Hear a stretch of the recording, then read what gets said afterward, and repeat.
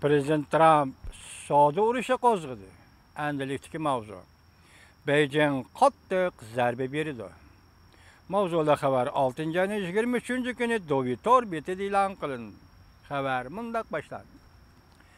Prezident Trumpning Jungodan import qilingan tovarmallar 50 milliard dollarlik tamoyildan beji qo'yishga qarorlangandan keyin buningga ergishib, Amerika Jungo navbatda bir qancha qatim savdo suhbati o'tkazish orqali erishgan natijalar yo'q chiqdi. Amerika Qo'shma Shtatlarining savdo masalasidagi siyosatlari Jungoning qattiq zarba berishiga uchirdi. Jungoning organ gazeti Yer shari vaqt gazeti 6-ayning 23-kuni nima uchun bu urushni qabul qilishdan boshqa Jungoning tanlashi yo'q mavzuliq maqola e'lon qilib, maqolada mundaq ko'rsatdi. Amerikaning so'zlariga asoslanganda jadvaldagi bir turkum 340 million dollarlik Jungodan import qilingan mallarga boj qo'ydi. Vaqt 7-ayning 6-kuni. Demek 7-ayning 6-kuni Amerika tuzgan jadvallashtirgan boj ilish siyosatini yo'lga qo'ydi. Esingizda bo'lsin do'stlar.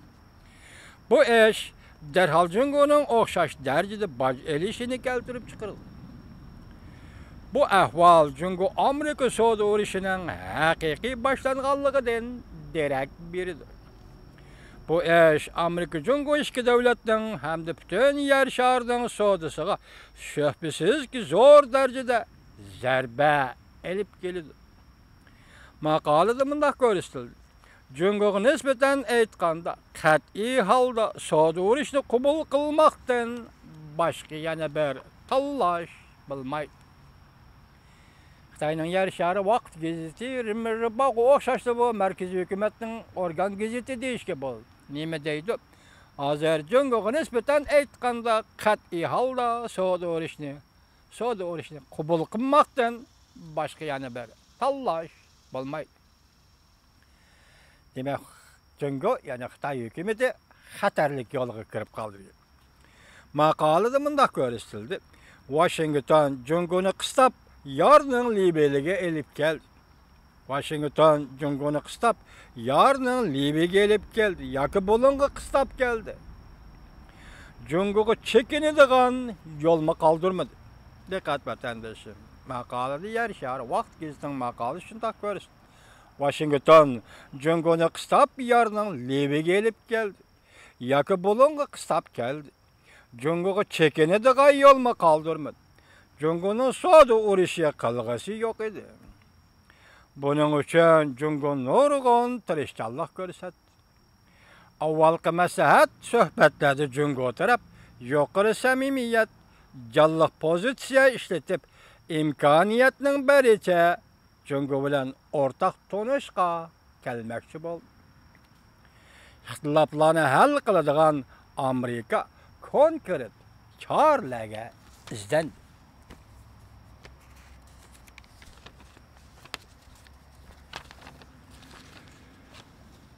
Bularni balki Amerika tarafda ba'zi kishilar Jungo qo'rqdi deb o'ylab qoldi. O'rtaq tunishni orqa-orqadan buzib tashladi. Jungoning savdo urushidan qo'rqmaymiz degan jumlaning oxiridagi yana bir jumlada ifodalangan ifodasini bir ish deb qaramadi. Maqolada eng oxiri ta'kidlab bundaq ko'rsatdi. Nazariya jihatdan aytganda qosh bilan kirpik orasida turgan savdo urushidan saqlanishning fursati bor. O bo'lsa-mu Washingtonning hushiga kelib, yarning Libiyadan qaytib kelishidir. Ko'ring, hozir Washingtonga signal berib o'tir Jungo nazariyachilari. Undaq bo'lmaydi ekan, Washington Jungodan keladigan qattiq zarbani kutib turishi kerak. Ko'pchilik. Yana bir mavzu vatandoshim. Jungo Amerika savdo urushi yumshoq urush, balki ikki davlat o'rtasida harbiy to'qnashishmi yuz berishi mumkin. Mavzuda xabar 6-ayning 23-kuni Dovitor betida e'lon qilindi. Xabar mundaq boshlandi. Beijing vaqti 6-ayning 19-kuni atdigan soat 10da Amerika Qo'shma Shtatlarining prezidenti Trump 200 milliard dollarlik Jungoda import qilingan tovar mallarga 10% dan bosh qo'yishni o'ylashyapmiz deb ko'rsatganda va tahdid selib yana 200 milliardlik Jungodan import qilingan tovar mallarga bosh qo'yishni o'ylashyapmiz degandan keyin Jungo Savdo ministerligi birinchi vaqtli javob qaytardi. İki davlat o'rtasida savdo urushining xatiri borgan sari ulg'ayishga boshladi. Shundaq bo'libla qolmay, savdo urushidan boshqa xalqaro masalalar mutaxassislari mundaq ko'rsatdi.